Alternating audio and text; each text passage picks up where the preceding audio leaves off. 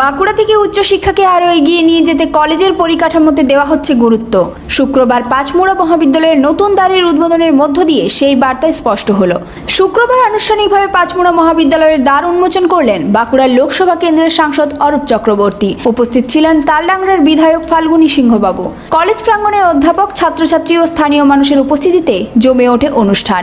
উদ্বোধনের পর বক্তব্য রাখতে গিয়ে সাংসদ অরূপ চক্রবর্তী বলেন, বাঁকুড়ায় উচ্চশিক্ষাকে আরও শক্ত ভিত্তির ওপর দাঁড় করানোই তাদের লক্ষ্য। শুধু ভবন নয়, পরিকাঠামোর সার্বিক উন্নয়ন ঘটিয়ে শিক্ষার মান বাড়ানো হচ্ছে। বিধায়ক ফাল্গুনী সিংহবাবু জানান, রাজ্য সরকার ছাত্রছাত্রীদের পাশে রয়েছে। রাজ্য সরকারের উদ্যোগে বিভিন্ন স্টাইপেন্ড ও স্কলারশিপের মাধ্যমে পড়াশোনার আর্থিক চাপ কমানো হচ্ছে, যাতে আর্থিক সমস্যার কারণে কেউ উচ্চশিক্ষা থেকে পিছিয়ে না পড়ে। আর কলেজের এই নতুন দ্বার যেন শুধুই একটি প্রবেশপথ নয়, বরং এক নতুন সম্ভাবনার সূচনার পথ দেখাচ্ছে। উন্নত পরিকাঠামো, সরকারি সহায়তা এবং স্থানীয় প্রতিনিধিত্বের আশ্বাস, সব মিলিয়ে পাঁচমুড়া মহাবিদ্যালয় এগোচ্ছে নতুন দিশায়।